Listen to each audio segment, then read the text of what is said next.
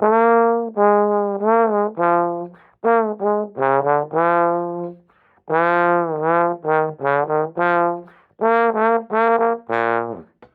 my name is Will Gamache, and I play the trombone. And today we're going to talk about the glissando.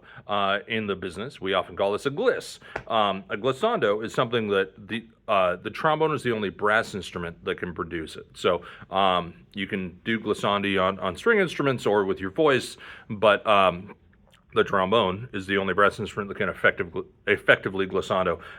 And that's because we have this cool thing called a slide. Which means that instead of pushing valves down to go directly from like an A to a G or whatever, or an A to an A flat, we have an infinite number of notes between that A and that A flat. Right? So what we can do is just not use our tongue and gliss all the way between two notes. That's the fun trombone party trick.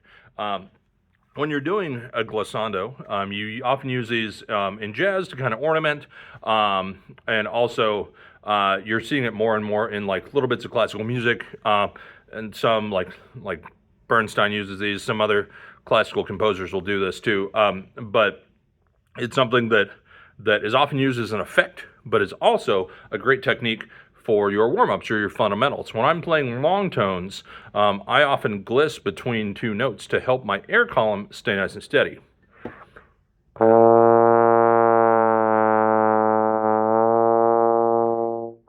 That keeps making sure that my tone is nice and secure, and I don't get any weird like dips or hills or valleys in my sound. So that's a really effective way to work on your air control, your breath control, and also to work on your intonation. I like to incorporate that when I'm using drones, which is playing along with a sound, like, maybe it's a D or whatever, and then you've got to adjust until you match that exactly. And obviously, we use them in jazz as well. So, when you're doing a glissando, you want to make sure your wrist is doing most of the work and not your elbow. You want to make sure that most of your trombone playing stays nice and relaxed and comes from here. You don't want the grip of death. You don't want to rip through them. You want to make sure your air stays steady all the way through. My rule of thumb is if my slide's going up, I crescendo my air so that my tone stays steady, like so.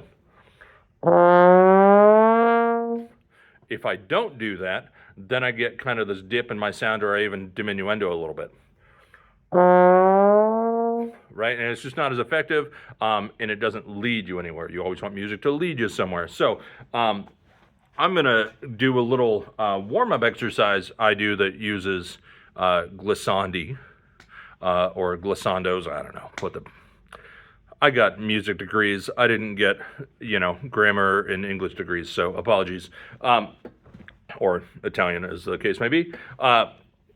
So with the glissando, I'm going to do a little long tone warm up here to demonstrate how I use that glissando to help my fundamentals. You're welcome to play along. These are just straight up Remingtons with glissandos in between.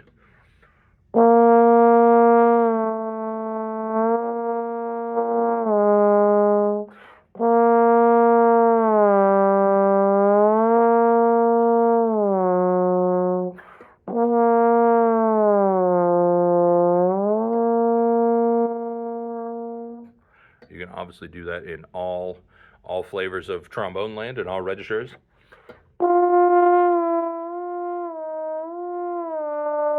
It can also lead to you using some alternate positions in the upper register, which can be really helpful for intonation and for kind of air control. So I'm going to demonstrate that.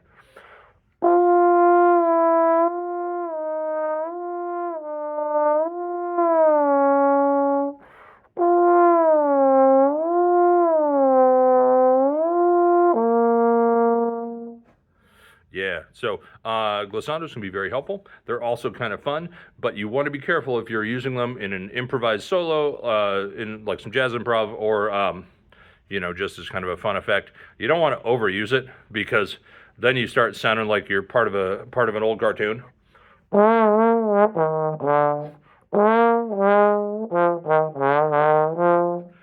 but a little bit can go a long way. So there's your short little lesson on glissandos. Please incorporate them in your playing, and remember to continue to crescendo your air when you're going through a glissando. I like to think about like a tornado column of air coming out of my bell, and it's got to keep spinning. So the more you can spin your column of air, the more effective your glissandos and long tones will be.